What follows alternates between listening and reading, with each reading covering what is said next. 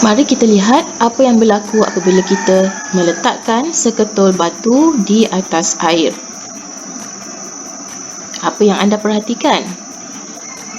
Ya, batu tenggelam di dalam air. Daya tujah ke atas pada batu adalah lebih kecil daripada berat batu. Oleh itu, ia tenggelam. Ini adalah kerana batu mempunyai ketumpatan yang lebih tinggi daripada air.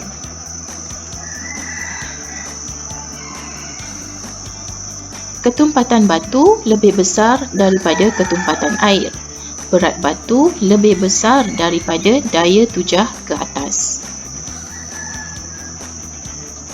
Kapal biasanya diperbuat daripada bahan yang lebih tumpat daripada air. Untuk membolehkan kapal terapung, ketumpatan mesti dikurangkan. Ini dilakukan dengan menjadikan kapal dalam bentuk berongga untuk mengurangkan ketumpatan puratanya.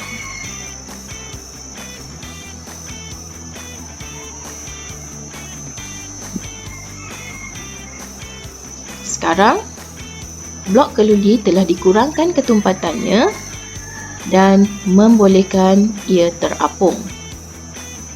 Ketumpatan keluli berongga kurang daripada ketumpatan air. Oleh itu, keluli ini boleh terapung.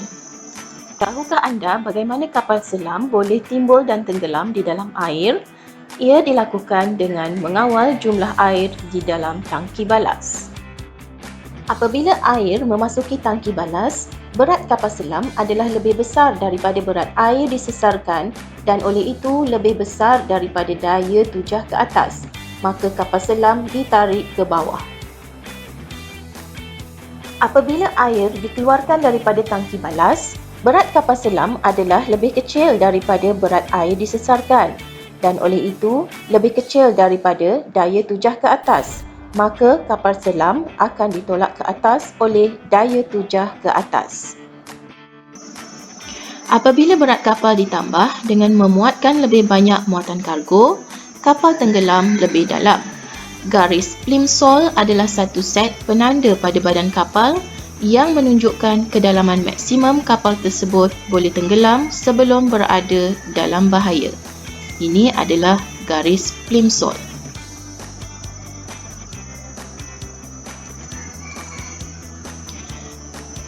Kedalaman maksimum untuk air tawar dan air laut adalah berbeza. Kedalaman maksimum bergantung pada suhu air yang berbeza kerana perubahan musim dan iklim yang berbeza. Oleh kerana air suam mempunyai ketumpatan yang lebih rendah berbanding air sejuk, semakin tinggi suhu air, semakin dalam kapal mesti tenggelam untuk kekal terapung.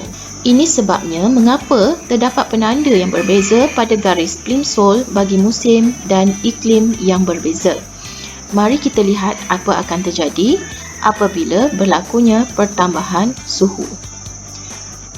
Apabila suhu bertambah daripada sejuk kepada lebih tinggi, kapal perlu tenggelam lebih dalam untuk terus kekal terapung.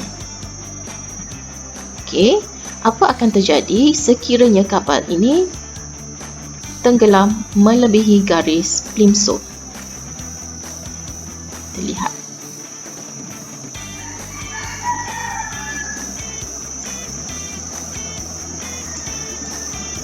Ini adalah garis plimsoll. Apa akan berlaku apabila ia melebihi garis? Ya, kapal akan tenggelam. Oleh kerana air suam mempunyai ketumpatan yang lebih rendah berbanding air sejuk, ia adalah lebih ringan daripada air sejuk bagi isi padu yang sama. Oleh itu, untuk kekal terapung, kapal yang berada di air yang lebih suam mesti tenggelam lebih dalam untuk menyesarkan lebih banyak air berbanding apabila berada di air sejuk. Dengan cara ini, berat air yang disesarkan sama dengan daya tujah ke atas dikekalkan untuk membolehkan kapal terapung.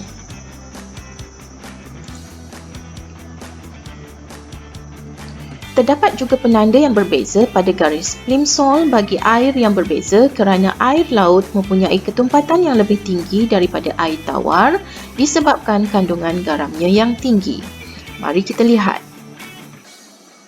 Untuk kawasan kandungan garam yang lebih tinggi kepada kawasan kandungan garam yang lebih rendah, semakin rendah kandungan garam, maka kapal perlu mengubah kedudukannya kepada keadaan yang lebih dalam.